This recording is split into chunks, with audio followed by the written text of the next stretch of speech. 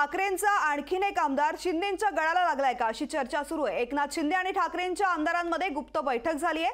आमदार कोण नाव मात्र अद्याप गुलदस्त्यात आहे। शिंदेंसोबत काम करण्याची आमदारांनी इच्छा व्यक्त केलेली आहे। शिंदेंच्या उपस्थितीमध्ये पक्षप्रवेशाची शक्यता आहे, मात्र नेमका हा आमदार कोण आहे याचं नाव अद्याप समोर आलेलं नाहीये।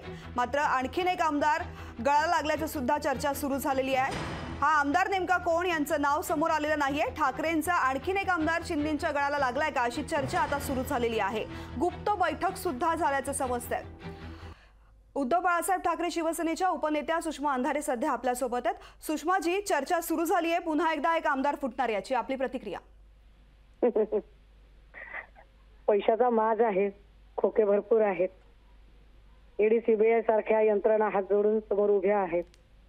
त्यामुळे आपण वाटेल त्याला झुकू आणि वाकू शकतो असं ज्यांना ज्यांना वाटतंय, आणि आपण इमान विकत घेऊ शकतो।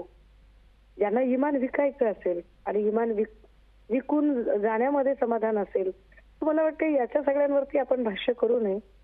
परंतु काही लोक अजूनही इमानदार आणि अत्यंत निष्ठेने लढणारे आहेत, आणि मला असं वाटतं की कुठल्या तरी बोलघेवड्या आणि अशा फडतूस लोकांनी काहीतरी बोलावं की ज्यांना मंत्रीपद मिळण्यासाठी अक्षरशः तोंड सोडून बोलावं लागतं। मंत्रीपद मिळावं म्हणून किती जी हुजुरी करावी की जिभा झिजून जातील, अशा अत्यंत फडतूस लोकांच्या वक्तव्यावर आपण प्रतिक्रिया द्यावी असं मला अजिबात वाटत नाही। ताई, आपण म्हणता निष्ठावंत आमदार आहेत, फुटणार नाहीत, मात्र गुप्त बैठक झाली अशी सुद्धा चर्चा आहे।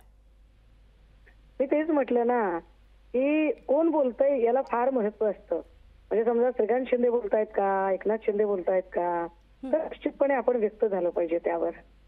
कुणीतरी आपल्याला मंत्रीपद द्यावं म्हणून जो रोज उठून बोंबा मारतो आणि रोज जी हुजुरी आणि लाचारी आणि भाटगिरी करण्यामध्ये ज्याचं आयुष्य जातं, अशा कुठल्या तरी तिनपाट माणसाने बोलावं, जो की कदाचित 2024ला निवडूनही येऊ शकणार नाही।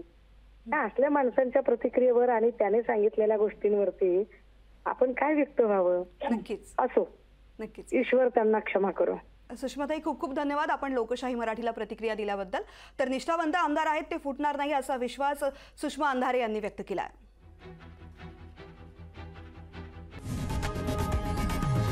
लोकशाही मराठी ऐका, पहा, जागरूक रहा।